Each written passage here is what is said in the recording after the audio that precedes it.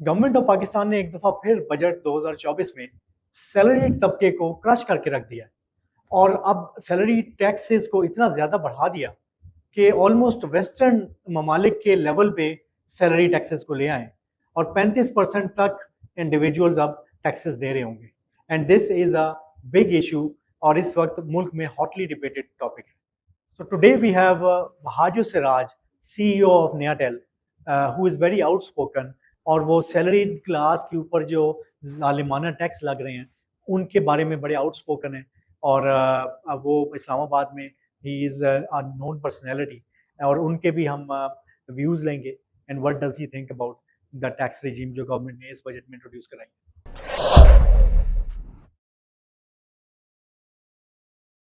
अच्छा, तो वाजपेयी ये जो सैलरी टैक्स का मसला बना है इस बजट में, सैलरी के टैक्स बहुत ज़्यादा कर दिए इन्होंने और हमारे प्रोफेशनल्स बड़े परेशान हैं इसके ऊपर, पूरे सर्विस सेक्टर के। तो इसके बारे में आपके क्या व्यूज़ हैं? गवर्नमेंट की पॉलिसी कैसी है और क्या ये सस्टेनेबल है? सैलरीड क्लास पे जो टैक्स है पिछले बजट में लास्ट ईयर भी जो था इन्होंने उसको बहुत हाई लेवल पे बढ़ा दिया था। अच्छा, और इस साल उन्होंने उसको और बढ़ा दिया। असूली तौर पे तो वो कम होना चाहिए था। अच्छा, अब डिलेमा ये है कि जो सैलरीड क्लास है उसकी ये ट्रेडर्स की तरह या रियल एस्टेट की तरह या बड़े बड़े जो इंडस्ट्रियलिस्ट हैं, टेक्सटाइल एक्सपोर्ट, उनके सारे अपने अपने बड़े इंटरेस्ट ग्रुप हैं। सैलरीड क्लास बेचारी सबसे मिस्कीन क्लास है मैं समझता हूँ। अच्छा, और है ये सब मिडिल क्लास है। अच्छा, और पढ़े लिखे लोग हैं। इनके साथ मैं समझता हूँ बहुत ज़्यादा जो है ना, ये पिछले ये सेकंड ईयर है कि ये ज़्यादती हो रही है, यानी मैं समझता हूँ और इट्स टू मच होगी। अच्छा, पहला चीज़ कि जो मिनिमम वेज पाकिस्तान में इस वक्त 32,000 रुपये है, शायद अभी शायद इस साल और इंक्रीज़ हो जाएगी, शायद 35 हो जाएगी, विच इज़ फाइन। जो सैलरी का टैक्स है, जो मिनिमम स्लैब है, वो 50,000 पर मंथ से, यानी 6 लाख रुपया पर ईयर से वो स्टार्ट होना शुरू हो जाता है। पिछले 3 सालों में सिर्फ अगर आप इन्फ्लेशन ही लगा लें, ऑफिशियल इन्फ्लेशन, तो that comes to around I think 70%, 65-70% हो जाती है 3 सालों के मिला के। तो और ये स्लैब पिछले 3 साल से 50,000 पे खड़ी हुई है। वही स्लैब को तो बढ़ाए ना, मतलब मिनिमम जो स्लैब है वो बिल्कुल मैं समझता हूँ बेर मिनिमम 1 लाख, यानी 12 लाख रुपया जो साल एक बंदा कमा रहा है। 12 लाख क्या है आजकल? मतलब आप 32,000 जो मिनिमम वेज है, सब्सिस्टेंस बेचारा जो बिल्कुल उसको मिनिमम वेज मिल रही है, और उसके बाद जो उसकी फ्रेश ग्रेजुएट जो है वो आजकल 70,000 से मिनिमम स्टार्ट हो रहे हैं, 70,000, 80,000, 90,000। तो 1 लाख रुपया यानी 12 लाख रुपए जिसकी साल की इनकम है, वो एक तो मिनिमम स्लैब उस पर जानी चाहिए। फिर जो से हायर स्लैब है, से वो कहते हैं यार जो 15 लाख रुपए जो सैलरी ले रहा है, कोई बैंकों के एग्जीक्यूटिव होंगे, सारा हैं बड़े थोड़े से, लेकिन यार आप उनसे ले लें, मैं कहता हूँ आप उनसे 35% ले लें, कोई मसला नहीं है। लेकिन जो 1 लाख, 2 लाख, 3 लाख, 4 लाख जो सैलरी, और जो most of the work force है पढ़ी लिखी क्लास है, मिडिल क्लास है, जिसकी कोई वॉइस नहीं है, जिसकी असेंबली में कोई रिप्रेजेंटेशन नहीं है, पॉलिटिकल पार्टीज में कोई रिप्रेजेंटेशन नहीं है। आप देखें असेंबली में सारे या जागीरदार हैं या टॉप क्लास के बिजनेसमैन है, रियल एस्टेट के टाइकून है, सारे जो बिल्कुल नॉन कंप्लाइंट बिजनेस करते हैं। सैलरीड क्लास डॉक्यूमेंटेड क्लास है पाकिस्तान की, मैं समझता हूँ बैकबोन है पढ़ लिखे पाकिस्तान की। जितनी भी बिजनेस में इनोवेशन हो रही है, और मैं समझता हूँ उसमें गवर्नमेंट के भी सैलरीड क्लास वाले बेचारे वो भी इसमें पेश रहे हैं। तो इसको कम करें, जो 2-3 लाख रुपए जो आप उनसे 15% ले लें, 10% ले लें, कोई एक मिनिमम टैक्स ले लें, तो ये इसको रेशनलाइज करें। एटलीस्ट इसको मिनिमम पिछले साल के उस पर लेके जाएं, पिछले साल वाले भी बड़े जालमाना टैक्स थे, और इसको उस लेवल पे लेके जाएं, और मिनिमम जो स्लैब है उसको 1 लाख पर मंथ पे लेके आएं, यानी 12 लाख पर एनम पे लेके आएं, और इसको आगे चलाएं, लोगों को पाकिस्तान में रहने दें। अभी आप देखें लेटेस्ट जो रिपोर्ट्स आ रही हैं कि पाकिस्तानी इमिग्रेटिंग पाकिस्तान से छोड़ के जा रहे हैं, उनमें 119% इंक्रीज है, यानी डबल से भी ज्यादा पिछले साल से जो इस साल जा रहे हैं वो डबल से भी ज्यादा है।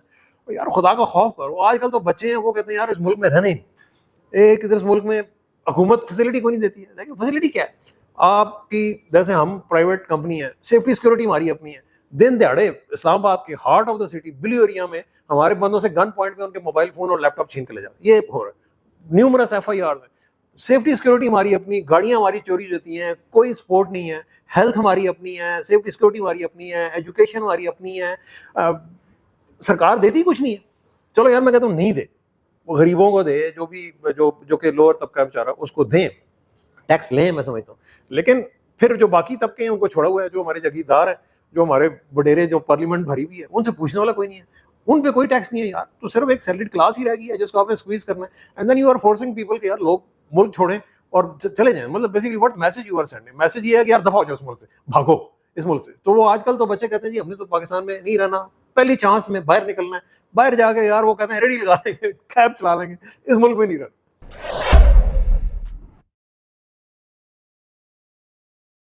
देखिए, आईटी सेक्टर मुल्क में सबसे ज़्यादा सैलरी देने वाला सेक्टर है। 1 साल एक्सपीरियंस का बच्चा 6 फिगर सैलरी ले रहा होता है और 2-3 लाख है सैलरी आम है हमारे सेक्टर में, और जो मिड टू सीनियर लेवल जो टेक्निकल लोग हैं, वो 6-6 लाख, 10-10 लाख सैलरी भी ले रहे हैं। इस वजह से जो हमारा सेक्टर जितना पेरोल टैक्स से इम्पैक्ट होता है, वो कोई दूसरा सेक्टर इतना इम्पैक्ट नहीं होता।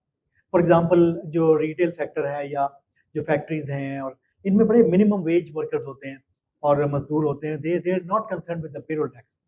मगर हमारे बच्चों के ऊपर जो टैक्स लग रहा है, वो 35% तक लग रहा है, व्हिच इज़ लाइक आप समझ लें वेस्टर्न ममालिक में इतना टैक्स लगता है। और this has created a lot of issues, specially because हमारी गवर्नमेंट ने ऐसी पॉलिसीज़ परस्यू की कि एक बड़ी डिसबैलेंस और डिस्पैरिटी क्रिएट कर दी उन्होंने। और उसमें एक तो जब इन्होंने देखा कि फ्रीलांसिंग में पाकिस्तान तीसरे नंबर पे दुनिया में आ गया, तो उसका झंडा उठाने के लिए उन्होंने ऐसी पॉलिसीज़ क्रिएट की, जिससे आईटी कंपनीज़ को ये नज़र आया कि हमारा वर्कर 35% टैक्स दे रहा है, और वही बंदा अगर एज़ अ रिमोट वर्कर या फ्रीलांसर के तौर पे रजिस्टर कर ले, तो वो 1% देगा। तो बहुत सारी इंडस्ट्री हमारी मूव होनी शुरू होगी, और फ्रॉम आईटी इंडस्ट्री का knowledge worker, they all started to become remote workers and freelancers. So much so कि majority of IT industry right now is वो पार्शली अपने आप को रिमोट वर्कर्स और फ्रीलांसर्स के तौर पे शो करते हैं। और उसकी वजह से बहुत बड़ा मसला ये हुआ कि जो कंप्लायंट कंपनीज हैं, मल्टीनेशनल्स हैं, जिन्होंने लॉ को कंप्लाई करना है, वो अनकम्पिटिटिव होते जा रहे हैं, और उनके लिए पॉसिबल नहीं रहा। उनके एम्प्लॉइज़ अब उनके सामने ऑफर्स लेके आते हैं कि हमें ये टैक्स फ्री ऑफर है, जहाँ पे हम 1% सैलरी हमारी कटेगी, या कुछ भी नहीं कटेगी, इंटरनेशनल रेमिटेंस आ जाएगी हमारे पास डॉलर्स में, तो हम तो अपना टैक्स कटवाने के लिए तैयार नहीं है। तो अगर टैक्स देना है पेरोल का, तो आप अपनी तरफ से दें। तो जो बच्चा 5 लाख भी ले रहा है एक कॉर्पोरेट कंपनी से, वो $2000 की ऑफर भी आएगी जो टैक्स फ्री होगी, तो he will leave the company. और उस वजह से ये हुआ कि इंटरनेशनल कंपनियां जिन्होंने पाकिस्तान में कोई इन्वेस्टमेंट नहीं की, उन्होंने पाकिस्तानी मल्टीनेशनल्स को टारगेट करना शुरू कर दिया, हमारी अच्छी आईटी कंपनियों को टारगेट करना शुरू कर दिया जो कंप्लाइंट थी, और उनको बाहर से डायरेक्ट ऑफर्स दी डॉलर्स में, जिसमें कोई टैक्स नहीं कटता, जिसमें डायरेक्टली वो रेमिटेंस के फॉर्म में आ जाता है, या एज अ फ्रीलांसर 1% कटेगा। तो उस वजह से they started to poach, because 35% कम सैलरी वो आईटी कंपनी दे पा रही है, और यहाँ पे उस एम्प्लॉय को वो टैक्स नहीं कट रहा। सो दे प्रेफर ऐसी कंपनियां जो कि पाकिस्तान में रजिस्टर्ड ना हो, जो कि इलीगल है, मगर एज सच वो उनको इस टैक्स के नेट से जो कि बड़ा आई वुड से कि अनजस्टिफाइड टैक्स है। इतना ज़्यादा टैक्स जब आप लगाएंगे तो हमारी जंग लोग सवाल करेंगे कि इसके अगेंस्ट वैल्यू क्या है। तो अनफॉर्चुनेटली ऐसी डिस्पैरिटी क्रिएट हो गई कि हमारी 5 to 10% ऐसी इंडस्ट्री जो कि जिनमें ज़्यादातर बड़ी कंपनियां मल्टीनेशनल्स हैं, और रेवेन्यू में उनका बहुत बड़ा मार्जिन है, 500 मिलियन से $1 बिलियन के बीच में इनका रेवेन्यू है, और ऐसी कंपनियां जो है वो अब कंपेटिटिव नहीं हो पा रही। और जो हमारे अनरजिस्टर्ड लोग हैं, जो हमारा सेक्टर जो है अनरजिस्टर्ड और ग्रे में ज़्यादा जा रहा है, और उनसे कोई पूछताछ नहीं है। जो कंप्लाइंट कंपनी है, उनके ऊपर कंप्लायंस का भी लोड आता जा रहा है, उनसे सवाल जवाब भी बहुत ज़्यादा हो रहे हैं, नोटिस आ रहे हैं, और उनके ऊपर प्रेशर भी, टैक्स बढ़ाया जा रहा है बार बार, और सो मच सो कि वो मजबूर हो जाए कि इस टैक्स नेट से बाहर आ जाए।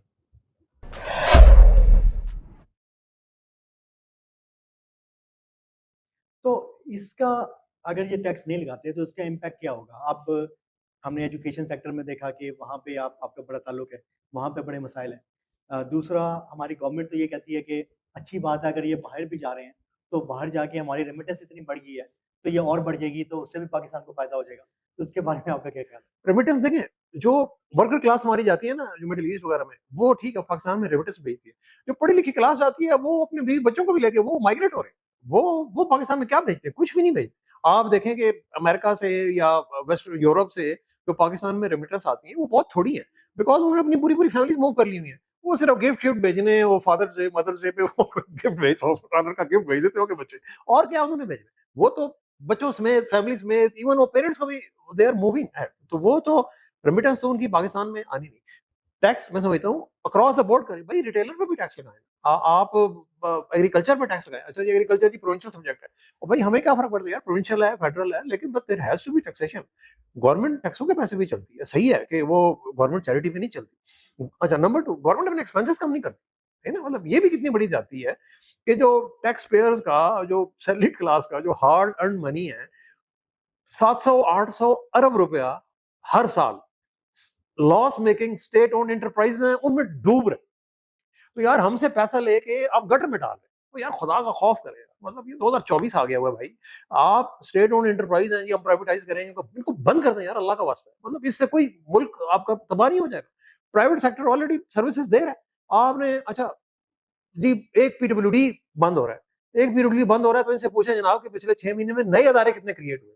आई can give you list of maybe 50 new अदारा जो कि क्रिएट हो रहे हैं, नए अदारे क्रिएट हो रहे हैं। और भाई एक नई अथॉरिटीज क्रिएट हो रही हैं, और यानी वो सकिंग, जो टैक्स पेयर्स का पैसा वो सक होगा, सेक्टर का पैसा सक होगा। तो ये मजाक है। मतलब गवर्नमेंट अपना एक्सपेंडिचर तो कम करे ना, मतलब गवर्नमेंट अपना एक्सपेंस कम नहीं करती, अपने अदारे बढ़ाई जा रही है। अच्छा जितने अदारे बढ़ते हैं वो रेड टेप है, वो बिजनेस को उसका गला ही खोड़ देते हैं ना, कि वो तो बिजनेस से चल रही नहीं है ना। मतलब 50-50 तो आपने एनओसी लेने हैं, उससे लेना है, उससे लेना है, उससे भी आपने परमिशन लेनी। हर बंदा कहता है नहीं बिजनेस को साक करो। भाई बिजनेस अगर कमाएगा नहीं, वो एम्प्लॉइज को कहां से पे करेगा, वो डिविडेंड कहां से देगा, वो शेयर होल्डर को कहां से पे करेगा, वो इनोवेट कैसे करेगा, वो कैपेक्स में न्यू एक्सपेंशन में कहां से इन्वेस्ट करेगा। तो ये सारी चीजें मैं समझता हूँ ये एड्रेस होने वाली हैं, और बड़ी वॉर फुटिंग पे एड्रेस होने वाली है।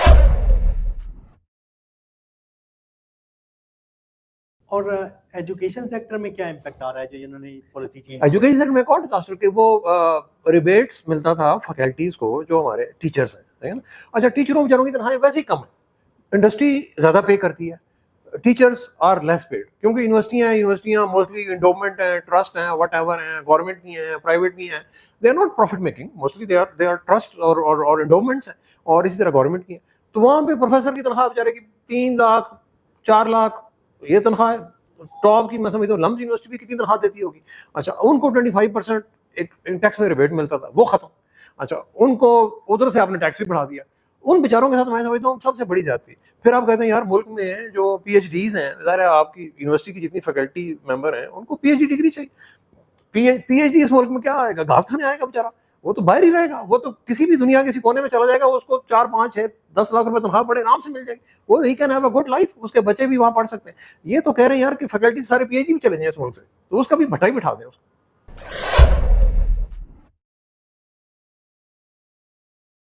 देखिए नेट इसका रिजल्ट ये होगा कि कंपनीज रजिस्टर कराना बंद कर देंगी, कॉर्पोरेट जो स्ट्रक्चर्स हैं वो वीक हो जाएंगे, हमारी कंपनियां जो पहले से रजिस्टर्ड हैं वो ग्रे सेक्टर में जाना शुरू हो जाएगी, उनके जितने एम्प्लॉयज़ हैं जो कि ज़्यादा सैलरीज पे हैं उनको वो एज आ रिमोट वर्कर रजिस्टर करा लेंगे या फ्रीलांसर के तौर पर रजिस्टर करवा लेंगे, और उनको वो भी सारे टैक्स नेट से बाहर निकल जाएंगे, और नई कंपनियां लोग रजिस्टर नहीं करवाएंगे। और एग्जिस्टिंग कंपनियों में भी जो ट्रेंड नज़र आ रहा है कि लोग एक कंपनी के अंदर आपको 300-300 तक कंपनियां बनी हुई मिलेंगी, तो सारे एम्प्लॉयज़ एक एक कंपनी और एक एक बंदे की फ्रीलांसिंग कंपनियां रजिस्टर कर लेंगे। तो ओवरऑल इससे हमारी पूरी आईटी का सेक्टर एक ग्रे प्रैक्टिसेस के अंदर चला जाएगा। इंस्टेड ऑफ कि हम लोग फ्रीलांसर्स को एसएमई बनाएं और एसएमई को बड़ी कंपनी बनाएं, हमारी एसएमईज और बड़ी कंपनियां फ्रीलांसर बनती जा रही हैं, और we as a nation will become a freelance nation. तो उससे होगा क्या कि जो जो मल्टीनेशनल कंपनीज हैं they will find it very difficult to retain their people. Already उनके ऊपर पोचिंग हो रही है, बिकॉज उनके कंपटीशन को पता है जो कि बाहर बैठे हैं और वो इलीगली पाकिस्तान में हायरिंग कर रहे हैं और विदहोल्ड नहीं कर रहे सैलरीज, उन्हें ये पता है कि इन्होंने विदहोल्ड करनी है, इन्होंने लाखों रुपए इनके टैक्स काटने हैं। वही बच्चा जो कि यहाँ पे अपनी तनख्वाह पे 2 लाख 2.5 लाख रुपए टैक्स दे रहा है, उसको वो 2-2.5 लाख रुपए जब वो बाहर की कंपनी के लिए काम कर रहा है उसे टैक्स नहीं देना। तो इस वजह से ये कंपनियां अपने वर्कर्स को, इतनी हाई इन्फ्लेशन है तो वर्कर्स भी मजबूर हैं कि वो अपने आप को कवर करने के लिए फिर इतना हाई टैक्स देने पर तैयार नहीं है, तो वो फिर they move towards these grey economy, और उससे मसला ये होगा कि हमारी मल्टीनेशनल्स के लिए सर्वाइव करना मुश्किल हो जाएगा। इस वक्त पाकिस्तान में सिर्फ 18 मल्टीनेशनल कंपनीज हैं और इंडिया में हज़ारों की तादाद में, और मेजॉरिटी ऑफ इंडियन इकोनॉमी आप कह लें उनकी आउटसोर्सिंग 200 अरब डॉलर की है, उनकी करीब आधी के करीब जो है वो मल्टीनेशनल्स के थ्रू आती है। और पाकिस्तान में हम कोशिश करें कि एफडीआई आए और मल्टीनेशनल्स पाकिस्तान में आए, मगर जो अभी भी बैठी हुई हैं वो अनकम्पेटिटिव होती जा रही हैं, और वो फिर once they will find it difficult, already उन पे प्रेशर है उनके इंटरनेशनल प्रिंसिपल्स की तरफ से कि इतनी इनस्टेबल एचआर मार्केट है, तो why don't we start hiring from other countries. बहुत सारे दूसरे कंट्रीज अवेलेबल हैं, फिलीपींस, वियतनाम, जहाँ से वो हायर कर सकते हैं। तो मल्टीनेशनल्स के लिए पाकिस्तान में ग्रो होना ऑलमोस्ट इम्पॉसिबल हो जाएगा, और ये चांसेस हैं कि यहाँ पे अपना बिजनेस रैप अप करें। ऐसी अनकम्पिटिटिव एनवायरनमेंट में फिर एफडीआई तो वी शुड फॉरगेट कि वो कोई बड़ी मल्टीनेशनल्स पाकिस्तान में रजिस्टर करने को तैयार होंगे। इंस्टेड ऑफ कि हम रिमोट वर्किंग और फ्रीलांसिंग के अंदर हम अपनी कंपनियों को लेके आए, एक कंपनी का एवरेज इंडिविजुअल $3,000 कमाता है, और वो उसको आप बजाय कि हम इसको ऊपर लेके जाएं और $5,000 से $7,000 तक पर हेड ऑन एवरेज इंक्रीज करें, जो कि कॉर्पोरेट सेक्टर के थ्रू पॉसिबल है, हम उन्हें नीचे ला के जो फ्रीलांस इकॉनमी के थ्रू $1,000 ऑन एवरेज उनकी वैल्यू को नीचे लेके आएंगे। उससे बहुत बड़ा खतरा ये है कि क्योंकि इसमें सोफिस्टिकेटेड प्रोजेक्ट्स इंडिविजुअल लेवल पे करने मुश्किल होते हैं, तो नॉर्मली वैल्यू एडेड काम या बहुत इनोवेटिव काम नहीं हो पाता। तो ये चीज़ें एआई के थ्रू फ्यूचर में ऑटोमेट हो जाएंगी।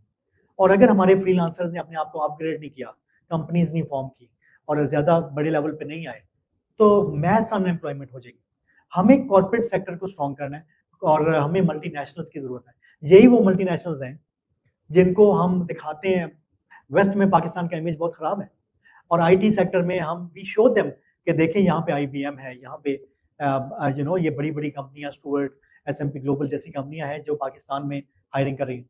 सो ये हमारे पिच डेक की मेन चीज़ होती है, और जब अगर ये कंपनी हमारे पास दिखाने के लिए नहीं रहेगी, तो unfortunately I don't see our IT exports growing to 25 billion और 30 बिलियन डॉलर्स। हम लोग अपने पोटेंशियल में बहुत नीचे रह जाएंगे।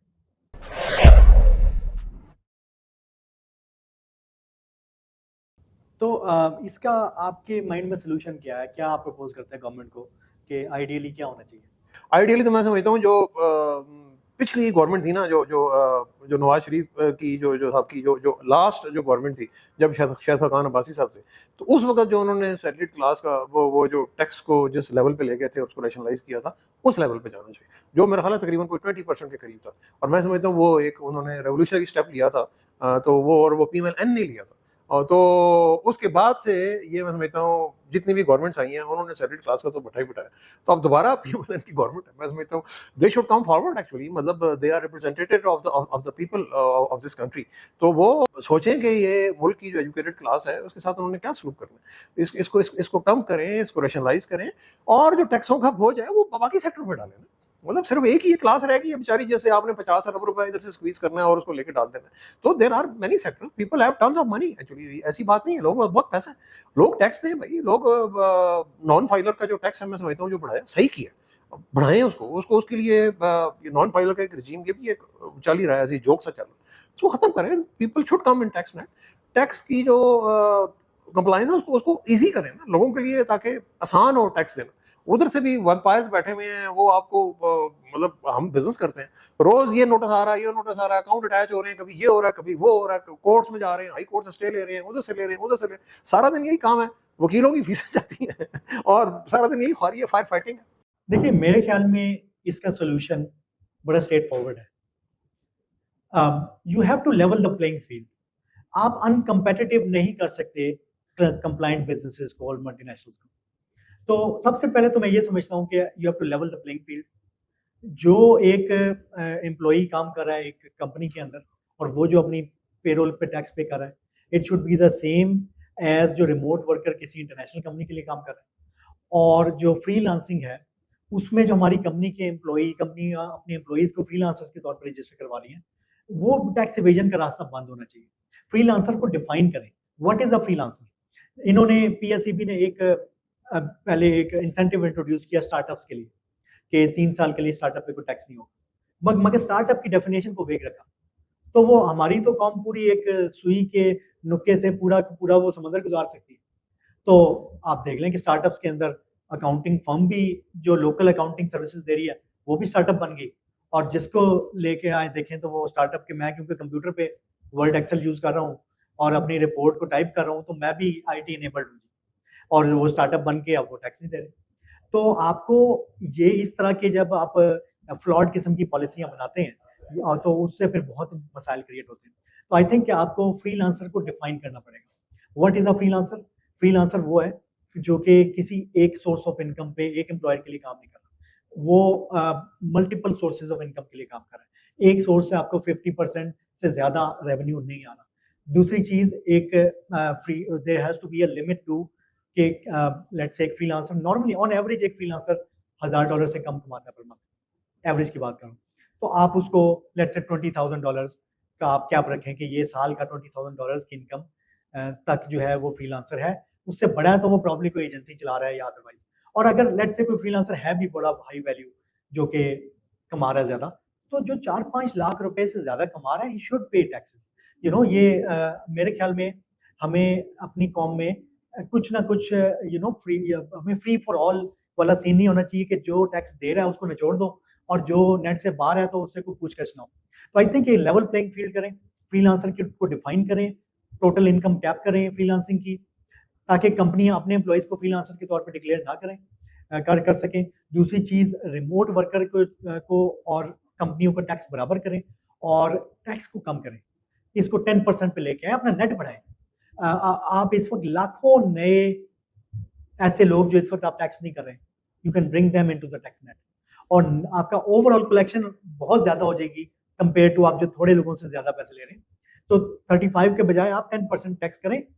देखें, हमारे अच्छे वर्कर, हमारी मल्टीनेशनल्स, इनको अच्छा क्वालिटी वर्कर चाहिए और हमारे जो अच्छा क्वालिटी वर्कर है, they are going to be charging anything anywhere between let's say 4 lakh से लेकर 10 लाख के बीच में।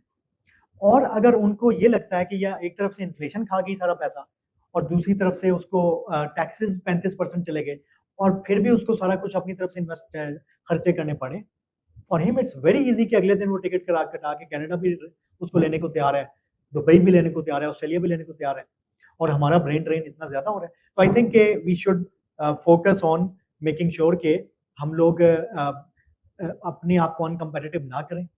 अपनी जो अच्छा टैलेंट है वो हमारी यहाँ पे एफडीआई तब आएगी, मल्टीनेशनल तब आएंगी जब उन्हें टैलेंट मिलेगा, जब उन्हें अच्छा टैलेंट मिलेगा। तो we should focus on making it viable for the talent to work in multinationals और कंप्लाइंट कंपनियों में काम करें, अच्छी कंपनियों में काम करें और टैक्स एवेजन की उनको जरूरत ना पड़े। और अगर आपने ये नहीं करना और आपने चोर दरवाजे खोल के रखने कि जो नेट से बाहर जाना चाहता है वो चला जाए, तो आप फिर बता दें कि जो बेवकूफ़ कंप्लाई कर रहे हैं वो भी कंप्लाई करना छोड़ दें और जो मल्टीनेशनल्स हैं उन्हें कह देते हैं कि आप बंद करें अपना काम, क्योंकि आपके लिए हम लोग कंपेटिटिव एनवायरनमेंट नहीं दे सकते। तो ये बड़ी क्लियर आपके पास आगे वे फॉरवर्ड है।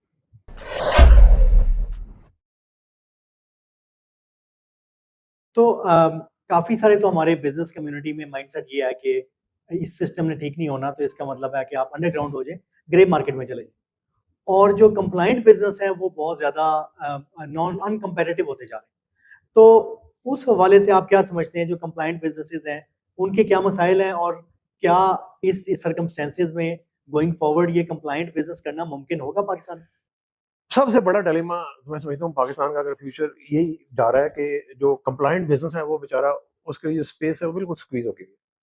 और कंप्लाइंट बिजनेस और वो बिजनेस जो अंडर द टेबल डीलिंग करता, रिश्वत नहीं देता, उसके लिए स्पेस बिल्कुल मैं समझता हूँ जीरो होती जा रही है। उल्टा होना चाहिए असूली तौर पे तो जो कंप्लाइंट बिजनेस है उसको गवर्नमेंट को प्रोटेक्शन देनी चाहिए, उसको फैसिलिटीज देनी चाहिए और जो नॉन कंप्लाइंट है उसे स्क्वीज करना चाहिए कि भाई या उसे कोई इंसेंटिव दें कि वो भी कंप्लाइंट में आए। क्योंकि अगर ये मुल्क आगे चलेगा, जो टैक्स टू जीडीपी रेशियो अगर 13% लेके जानी, मैं कहता हूं लेके जाएं, बिल्कुल लेके जाएं, लेकिन उसके लिए कंप्लाइंट बिजनेस बढ़ाने पड़ेंगे। कंप्लाइंट, अच्छा अब कंप्लाइंट बिजनेस के लिए जगह तंग होती जा रही है, उसको 50 वेम्पायर उसके पीछे लगे हुए हैं। अच्छा, और जो नॉन कंप्लाइंट उसे पूछते ही कोई नहीं भाई, वो आता है, वो किसी को वो पैसे पकड़ाता है, कहता है चल यार तू निकल इधर से, इधर से निकल, इधर से निकल।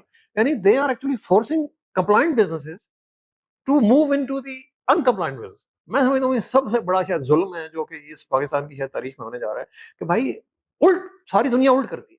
आप अमेरिका मतलब डेवलप्ड कंट्री, इवन इंडिया वगैरह, compliant businesses are heroes, they are superheroes. वो कहते हैं हाँ यार ये फख्र से हमने तो इन्होंने इतना टैक्स दिया है, इसको यार इसको ये फैसिलिटी दो, इसके लिए ये मतलब इसको ये ट्रीटमेंट दो, इसको ये करो, इसको वो करो।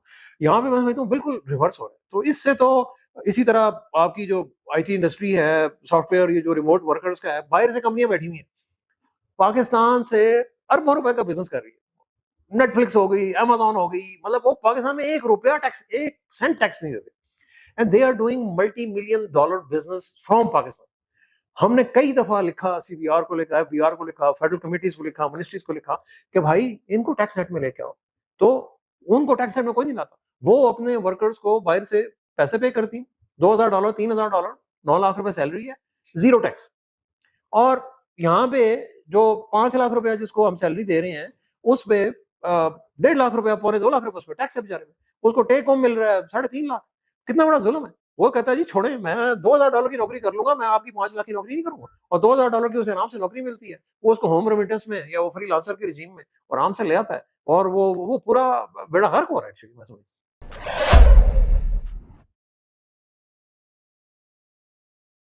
पाकिस्तान में bureaucracy does not understand service sector and specially IT sector को ये नहीं समझते। लास्ट बिजनेस रिफॉर्म्स पाकिस्तान में अयूब दौर में इंडस्ट्रियल रिफॉर्म्स हुए थे और उस वक्त हम एग्रीकल्चर से इंडस्ट्री की तरफ आए थे। बट आईटी सेक्टर तो हमारा 90s और उसके बाद फ्लोरिश होना शुरू हुआ। उस टाइम पे जब ये लॉज बने और ब्यूरोक्रेसी हमारी, तो उसका माइंडसेट फॉर्म हुआ अयूब दौर में, उसके बाद में भुट्टो दौर में सोशलिस्ट माइंडसेट बना, तो आईटी सेक्टर तो था ही नहीं। They don't understand the virtual nature of our sector. उनको फिजिकल गुड्स का पता है, उन्हें पता है ये कंटेनर जा रहा है, इसको कहाँ पकड़ना है, उन्हें पता है कि ये फैक्ट्री लगी हुई है, ये ब्यूटी पार्लर है, ये दुकानें हैं, इनके बोर्ड्स हैं, हमने इनको कैसे पकड़ना है, इनकी रेगुलेशन कैसे करनी है। तो first thing they talk about is regulation, पकड़ लेंगे, फलाना कर लेंगे। और जब ग्रे सेक्टर में जब आप ये बात करते हैं, I talk to the finance minister in the previous government, जब हम ये केस बना रहे थे कि आपके जो ये टैक्स आपने इंट्रोड्यूस किए हैं, इसकी वजह से हमारी एक्सपोर्ट्स ग्रोथ 47% पर ईयर से डाउन होते हुई -0.5 पे आ गई है, और ये सारी इंडस्ट्री ग्रे में चली जाएगी। तो दे सेड के नहीं, हम उनके साथ जो ऐसे पीएम वगैरह नहीं, हम पकड़ लेंगे इनको। एंड दे डोंट अंडरस्टैंड कि आईटी कंपनियों को आप नहीं पकड़ सकते, दे आर वर्चुअल कंपनीज। ये इनका इंटरनेट पे बिट्स एंड बाइट्स से इनके कंटेनर नहीं जाते, इनकी इंटरनेट बिट्स जाती है। इन्होंने कोई बोर्ड नहीं लगाने, दुकानें नहीं खोलनी, कोई फैक्ट्री की जमीन नहीं चाहिए, ये घरों से बैठ के रिमोट वर्किंग में काम कर सकते हैं without an office. There marketing doesn't have to be done in Pakistan, वो अमेरिका में हो रही होगी, लिंक्डइन पे, फेसबुक पे, and you can't even detect कि ये पाकिस्तान में काम हो रहा है। उनके जो पैसे आएंगे वो दुबई के अकाउंट्स में आएंगे, वो और टैक्स हेवंस में जाएंगे। तो देर इज नो वे कि आप इनको एज सिंपली एज के जी हम पकड़ लेंगे, हम इनको, it won't work in IT sector. आपको रैशनलाइज करना पड़ेगा, आपको इंसेंटिवाइज करना पड़ेगा, आपको वॉलेंट्री रजिस्ट्रेशन के अंदर लाना पड़ेगा, so that there is a push from one side but then there is an incentive on the other side. आप इतने हैवी टैक्सेशन के साथ, जहां पे आपके पास कोई वैल्यू भी नहीं है इनको ऑफर करने के लिए। हेल्थ केयर, हमारे एम्प्लॉइज आईटी सेक्टर के गवर्नमेंट की हेल्थ केयर नहीं लेते, उनको शिफा इंटरनेशनल की हेल्थ केयर चाहिए, आगा खान की चाहिए। हमारे जो एम्प्लॉइज हैं उनकी अपनी ट्रांसपोर्ट है। हमारे employees don't take EOBI benefits, they don't need any of that, क्योंकि हमारे सेक्टर में बहुत ये जो सारे बेनिफिट्स गवर्नमेंट के हैं वो बड़ी वर्कर क्लास और फैक्ट्री वर्कर, ब्लू कॉलर के लिए, व्हाइट कॉलर के लिए कुछ भी नहीं। और हमारे लोग समझते हैं कि ये इतने टैक्सेस के अगेंस्ट कोई वैल्यू नहीं। तो फिर वो हमारा जो बच्चा है, वो अगर आईटी वर्कर और IT company decides to go underground, तो कोई ब्यूरोक्रेसी, कोई गवर्नमेंट पाकिस्तान की इसके बारे में कुछ नहीं कर सकेगी। सो दे नीड टू अंडरस्टैंड कि आईटी इंडस्ट्री को आप रेगुलेट उस माइंडसेट से नहीं कर सकते, इनको आपको इंसेंटिवाइज करना पड़ेगा।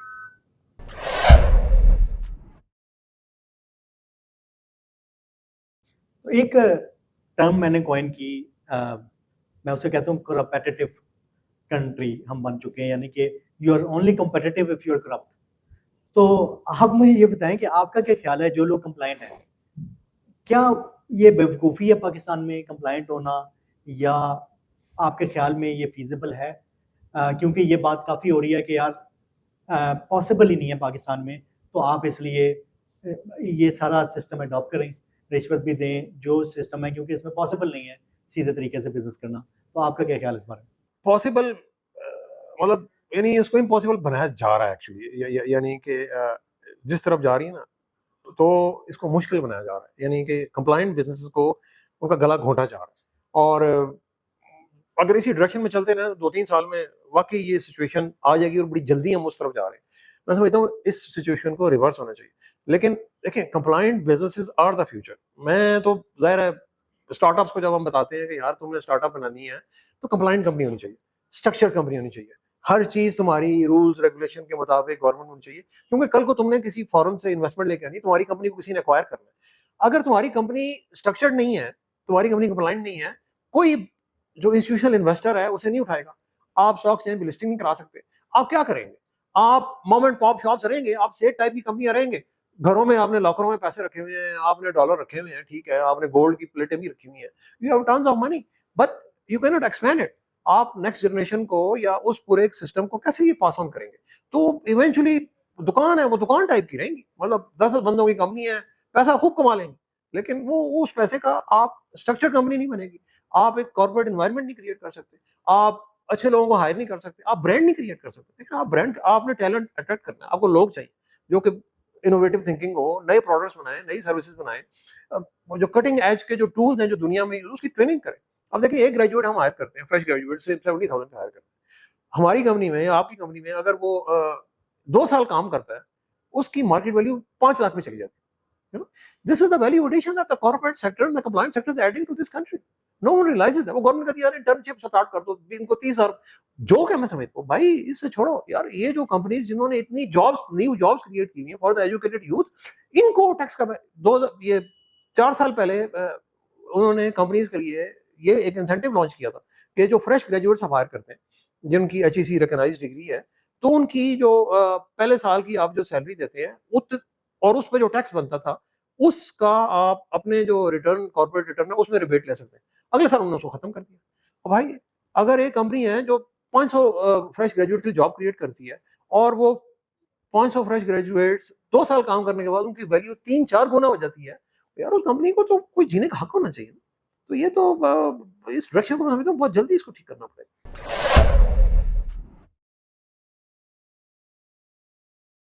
देखिए, इस प्रॉब्लम में 3 की स्टेक होल्डर्स हैं। एक गवर्नमेंट है, हमारी मिनिस्ट्री है, इसमें PSE भी है, ऐसे इदारे हैं जो IT एक्सपोर्ट्स और IT इंडस्ट्री को डील करते हैं। इसमें FBR है और इसमें IT इंडस्ट्री है। आई थिंक ये तीनों ही इस मामले में आप कह लें कि दे आर लुकिंग, वो मसले से नज़रें चुरा रहे हैं। जो गवर्नमेंट है उनका पॉइंट ऑफ व्यू तो ये है कि यार ये तो पॉलिटिकल बैकलैश बहुत ज़्यादा है कैसे, क्योंकि ऑलरेडी यूथ से बड़ी हमें मारपट पेट रही है और सोशल मीडिया पे पहले ही हम इतने पॉपुलर नहीं हैं। तो अगर हमने कहीं फ्रीलांसिंग, रिमोट वर्किंग, क्योंकि ये यूथ वाला एरिया है, इस पर टच भी किया तो इससे हमें पॉलिटिकल बैकलैश आएगा। जैसे वो ट्रेडर्स को 1 रुपया टैक्स नहीं लेते, पूरे पाकिस्तान की इकॉनमी में ट्रेडर्स जो हैं वो कुछ देने को तैयार नहीं, और वो अपने वोट बैंक की खातिर उनसे कुछ लेने के लिए भी आज तक कोई गवर्नमेंट उनसे कुछ नहीं ले सकी। इसी तरह अब ये यूथ में भी वो इस तरह की फ्रीलांसिंग और रिमोट वर्किंग में बैकलैश के खौफ की वजह से दे डोंट टच इट।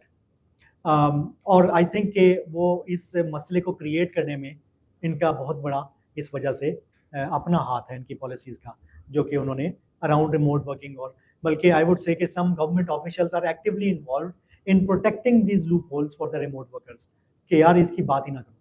तो आई थिंक वो तो इस टैक्स एवेजन की प्रोटेक्शन में तो गवर्नमेंट भी एक तरह से शामिल है। FBR में तो हमेशा से यही है कि जो मैंने देखा है कि वो कंप्लाइंट बिजनेसेस में इतने इंटरेस्टेड नहीं होते जितने अपना वो, तो फॉर देम जो नॉन कंप्लाइंट होगा वो उसमें तो उनकी मंथली निकल आएगी, रिश्वत जमा होगी, सब कुछ होगा। तो जहाँ तक इंडिविजुअल्स की बात है, काफ़ी लोग FBR में बड़े ईमानदार ऑफिसर्स भी हैं, मगर कलेक्शन में देखें पॉलिसी लेवल और है, एनफोर्समेंट लेवल और है, और हमेशा मसाइल यहीं पे आते हैं जहाँ पे एनफोर्समेंट वाले अंडर द टेबल डील्स करके नॉन कंप्लाइंट लोगों को काम करने देते हैं। तो उस सेंस में अ lot of people I have seen कि वो समटाइम्स काफ़ी सारे सरकारी इदारे ऐसे हैं जो कि प्रेफर करते हैं कि कंप्लाई ना करें ताकि हम इनसे अपनी मंथली इकट्ठी कर सकें। तो इसलिए वहाँ भी वो कोई इतने कीन नहीं है कि यार जो फंसा हुआ कुड़की में जो कंप्लाई कर रहा है उसको तंग करते रहो, उसे नोटिस भेजते रहो, और जो बिल्कुल ही आउट है उससे पूछो भी ना, क्योंकि उधर काम करना पड़ता है। और फिर IT इंडस्ट्री आ जाती है। IT इंडस्ट्री फ्रैंकली इस वक्त मायूस है, उनको कोई एक्सपेक्टेशन नहीं है कि गवर्नमेंट कभी ये सिस्टम सीधा हो सकता है। दे बिलीव कि अगर वो इस सिस्टम में आ गए और तो वो उसमें इससे कोई उन्हें भलाई की उम्मीद नहीं। तो दैट इज़ वाई उन्होंने अपने रास्ते निकाले हुए हैं, कुछ रास्ते तो गवर्नमेंट ने खुद दिए हुए हैं। और वो so they you know majority of our industry वो उन्होंने अपने they know how to evade the taxes. तो उसमें फिर उस जो बंदा इवेट कर रहा है, जो टैक्स नहीं दे रहा, जो कंप्लाइंट नहीं है, जो रजिस्टर्ड नहीं है, वो टैक्स तो छोड़ें, वो तो कोई और भी अपनी लाइबिलिटी नहीं दे रहा, वो तो हेल्थ केयर, वो जो आपके बाकी EOBI है, सोशल सिक्योरिटी है, वो कुछ भी नहीं दे रहा। तो for them this is a non issue. जिसने गवर्नमेंट के सिस्टम को कंप्लाई नहीं करना, उसके लिए तो ये 80% भी टैक्स कर दें तो उनको कोई मसला नहीं, बिकॉज उन्होंने तो देना ही नहीं। सो इन दी एंड वो कहते हैं कि यार ये जैसा भी सिस्टम है, we are out of it and we तो इसलिए उन्हें भी मसला नहीं है। और अगर कोई सवाल करने आ ही जाए उनके पास तो 40-50 हज़ार दे के वो अपनी जान छुड़ा लेते हैं। तो यही नुस्खा है पाकिस्तान में। आई रिमेंबर एक दफ़ा मुझे सबसे पहले जब नोटिस आया, हम एक्सपोर्टर हैं IT के, तो एक्सपोर्ट्स पे टैक्स एग्जाम्पशन थी, पर नोटिस आया, बहुत पुरानी बात है 2016 की। तो मैं परेशान था कि ये तो हमें तो टैक्स एग्जाम्पशन है, तो ये कैसे करोड़ों का बन गया हमारे ऊपर ये नोटिस। तो जब मुझे कुछ बड़ी कंपनियों ने मशवरा दिया, मैंने पूछा कि क्या करूं, उन्होंने कहा 40-50 हज़ार रुपये दे के जान छुड़ाओ। मैंने कहा कि जब मेरे कसूर ही कोई नहीं है, हमारे तो एग्जाम्पशन है, तो मैं किस बात की रिश्वत दूं या किस बात पर 50 हज़ार रुपये दूं। उन्होंने कहा ठीक है, ना तो 50 हज़ार तो 4-5 लाख रुपये लॉयर्स को दे देना। और वही हुआ कि इन दी एंड मुझे एक लॉ फर्म को, ये जो अकाउंटिंग फर्म को 5 लाख रुपए तकरीबन देने पड़े to fight the notice and all. और ये पक्का कंप्लायंस कॉस्ट पे इन कंपनियों की पड़ जाती है, क्योंकि all they do is target दोस्त जो कि कंप्लाई करें। तो इसलिए हमारी IT इंडस्ट्री ने तो रास्ते निकाले हुए हैं। आई वुड से majority of the IT industry right now, some portion of their highly paid staff is out of the tax net। वो रिमोट वर्कर के लूप होल को भी यूज़ करें, वो फ्रीलांसर के लूप होल को भी यूज़ करें, एंड दे डोंट केयर कि गवर्नमेंट क्या करे। उन्होंने ना कंप्लायंस करनी है और ना कोई उन्हें प्रॉब्लम है। इस वजह से मैं ये समझता हूँ कि हम सिस्टमेटिकली एक ऐसा इकोसिस्टम बना रहे हैं जो अनकम्पेटिटिव और अनसस्टेनेबल है फॉर गुड कंपनीज। और इससे हम we are not going to be able to create a kind of a strong IT sector जैसा कि इंडिया में।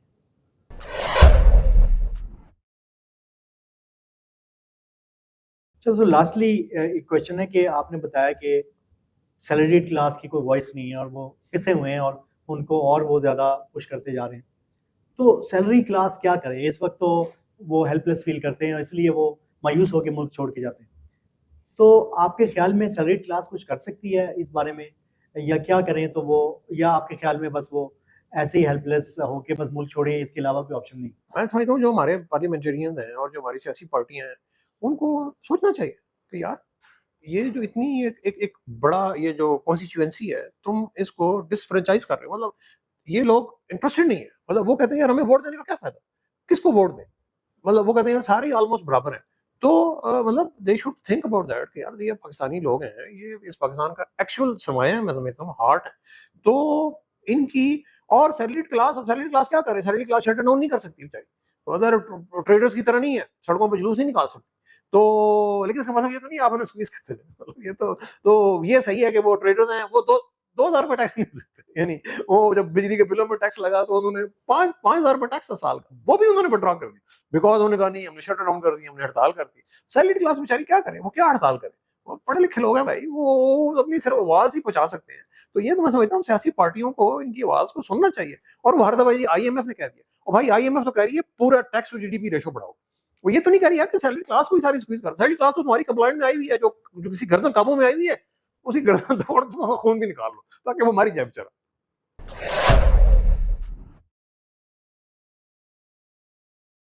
सो कई कंपनियां क्वेश्चन करती हैं आफ्टर स्पेशली दिस बजट। अब ये सवाल बहुत सारी कंपनीज कर रही हैं, क्यों ना हम इस सिस्टम से आउट हो जाएं और हम अपना दुबई में अकाउंट खोलें और अपने आप को अनरजिस्टर्ड बिल्कुल कर लें, और वी डोंट हैव टू पे पेरोल टैक्स, मगर हमें और भी कोई चीज़, ना कोई नोटिस से डील करना पड़ेगा, ना कोई और हमें कोई कंप्लाइंसेस करनी पड़ेंगी।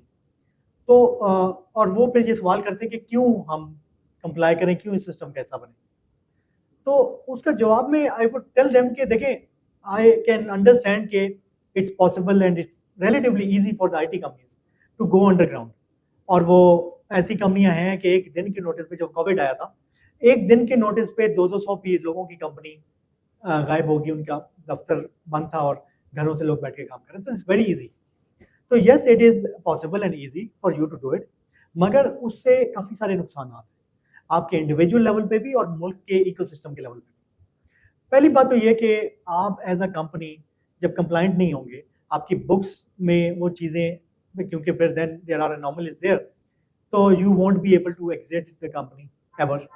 आप में कोई इंस्टीट्यूशनल इन्वेस्टर इन्वेस्ट नहीं करेगा, बिकॉज वो there is a lot of risk in your books. और ऐसी कंपनियों में फिर आपके लिए अपनी कंपनी को बेचना बड़ा मुश्किल हो जाता है, अपनी कंपनी में इन्वेस्टमेंट लेनी मुश्किल हो जाती है। आईपीओ एक्टिविटी पाकिस्तान में बहुत होनी शुरू हो गई थी आईटी सेक्टर की, और रिसेंट रिसेशन से पहले बड़ी एक्टिव थी। पाकिस्तान स्टॉक एक्सचेंज में बड़ा इंटरेस्ट था आईटी कंपनियों में, और गोइंग फॉरवर्ड भी आई कैन एंटिसिपेट कि IT companies will be a hot cake in IPO. But ऐसी कंपनियों में IPO investment even small cap companies में क्योंकि वो कंप्लाइंट नहीं होगी, तो उनमें भी इन्वेस्टमेंट्स पॉसिबल नहीं होंगी। फिर इसमें बहुत सारे दूसरे रिस्क आ जाएंगे। आप से जब कोई सवाल करने आएंगे, लोग आपके दरवाजे पे आएंगे, तो आपको रिश्वत भी देनी पड़ेगी, आपको और बहुत कुछ मैनेज करना पड़ेगा। जैसे एक झूठ के लिए 100 झूठ बोलने पड़ते हैं, इसी तरह once you go down this path, तो it's a downward spiral. You can never be then a corporate company, you will always be a सेठिया कंपनी, या एक छोटे लेवल की एसएमई रहेंगे। और unfortunately that's a problem of Pakistan कि हम लोग बड़ी कंपनियां क्रिएट नहीं कर पाए। तो हमें इसी तरह फिर आपके पास जब आप अपने एम्प्लॉयज़ को एम्प्लॉई शो नहीं कर रहे, तो अगर कोई आईटी थेफ्ट होंगे, कॉन्ट्रैक्चुअल वायलेशंस होंगी, ऐसी चीज़ें जब अदालतों में आएंगी, तो how do companies protect their interest? तो लीगली वो बड़ी वीक ग्राउंड पे आ जाएंगे जब वो ऐसी हेरा फेरी कर रहे होंगे। इसी तरह जब इस तरह के सिस्टम में मल्टीनेशनल्स विल नॉट सर्वाइव। तो not only these multinationals train a lot of talent for the entire ecosystem, but also हमें इमेज, पाकिस्तान का इमेज बिल्ड करने के लिए all of us need them। हमें तो और मल्टीनेशनल चाहिए। तो once they go away, तो फिर तो हम लोग बिल्कुल ही फ्रीलांस नेशन, और आई वुड से कि ये बस एसएमई और इनफॉर्मल कंपनियां रह जाएंगी। जैसे हमारे बाकी सारे सेक्टर इनफॉर्मल ट्रेडर्स जिस तरह के हैं, हम भी वो ट्रेडर्स टाइप के जुगाड़ी किस्म के बिजनेसमैन बन जाएंगे। और इस वक्त तक सो फार वी आर अ पढ़ा लिखा सेक्टर, हम लोग एक रिलेटिवली डॉक्यूमेंटेड सेक्टर है, बट ये 2-3 साल के अंदर अंदर हम अनडॉक्यूमेंटेड में चले जाएंगे, और उसके बाद फिर जो करना चाहेगा भी डॉक्यूमेंटेड और लीगल काम वो नहीं कर सकेगा, और पूरा पाकिस्तान के ecosystem will be hostage to kind of a very unsustainable and uncompetitive environment. और आई थिंक कि अगर हम बिगर पिक्चर को देखें, तो देखें अल्लाह ने वी एज आईटी प्रोफेशनल्स हमें बड़ा नवाजा है। हमें पाकिस्तान में इन्फ्लेशन इतनी है, उसे प्रोटेक्ट किया है डॉलर्स की वजह से। हमारी जो पे रेजेस हैं, we are able to give 20-30% pay raises, जो कि बाकी सेक्टर्स में नहीं हो रही कहीं भी। और हमारी ओवरऑल आई वुड से कि हमारी सेक्टर में तनख्वाहें पाकिस्तान की निस्बत कई गुना ज़्यादा है। आई थिंक हम लोगों का एक जिम्मेदारी भी है कि हम लोग पाकिस्तान को ओन करें, पाकिस्तान की तरक्की में कंट्रीब्यूट करें, एंड यस, अपने साथ ज्यादती भी ना होने दें। जहाँ पे वो they take you for granted, तो अपने राइट्स के लिए स्टैंड करें। You know, on one hand comply और लॉफुली एथिकली आप चलें। वो बंदा आवाज़ नहीं उठा सकता जो कि नॉन कंप्लाइंट होगा, वो इंडस्ट्री आवाज़ नहीं उठा सकती जो नॉन कंप्लाइंट होगी, उसको हर कोई चोरी करेगा। और अगर आप कंप्लाइंट होंगे, on the other hand, we should all work towards making sure to knock sense into this bureaucracy, into this government, कि क्यों आप लोग हमारे आईटी सेक्टर को तबाह करें। इनको जो ये मशवरे दिए जा रहे हैं कि ये बड़ा सक्सेसफुल सेक्टर है, ये तो बड़ा ये ऐसा सेक्टर है कि इससे हमें कैश खाओ, इससे पैसे बनाओ, और इसको इस पैसे से बाकी जो सोसाइटी, बाकी जो नहीं चल रहा सिस्टम हमारा, उसको फाइनेंस करो। तो देखिए हमारा आईटी सेक्टर इस वक्त बड़ा अंडर डेवलप्ड है। हम सिर्फ $3 अरब कर रहे हैं, फिलीपींस 30 अरब पे बैठा हुआ है, इंडिया 200 अरब पे बैठा हुआ है। हमें इस वक्त $30 बिलियन पे होना चाहिए था, और इसकी जिम्मेदारी मेजॉरिटी हमारी गवर्नमेंट की है, उनकी इन पॉलिसीज़ की है, जिसकी वजह से हमारी इतनी अंडर डेवलप्ड ग्रोथ है। एंड आई मस्ट से ये जो IMF और वर्ल्ड बैंक इनकी जो एजर्शंस है कि इनको अभी से टैक्स करो, इनको निचोड़ो जो लोग ये कमा रहे हैं, तो आप कभी भी 25-30 अरब डॉलर की सोच भी नहीं सकते। आपको फिर यहाँ पे ये कि सोने की मुर्गी को एक दफ़ा ज़िबा तो करेंगे इसके अंडे, फिर you won't be able to get the true potential of this.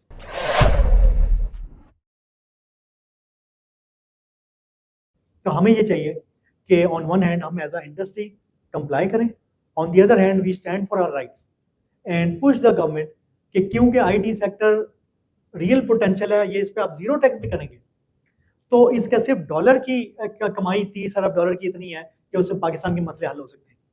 तो we want to do our fair share which should be not more than 10% of the payroll for everyone, level playing field for everyone, remote workers and employees and freelancers, definition set under certain limit.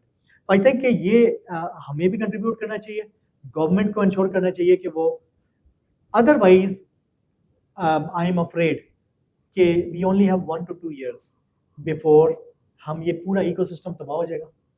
आपके कोई technology parks, आपकी कोई skill development, nothing will, कोई किसी चीज़ का फ़ायदा नहीं होगा अगर ये इकोसिस्टम की फाउंडेशंस हिल गई और हमारी जो इस वक्त ये जो मैं अनकम्पेटिटिवनेस बन गई, तो फिर none of your programs are gonna work. तो एट दिस टाइम हमारे पास टाइम है, यू नो, कोर्स करेक्शन करें। आईटी सेक्टर की जितनी तनख्वाहें हैं, यू नो, उसको आप अंडरस्टैंड करें कि ये लोग they have the opportunity to give you zero tax. इस वक्त भी majority of our people are not paying you any tax and you're not able to do anything about it. तो बेहतर ये है कि इतना टैक्स करें that they're willing to pay।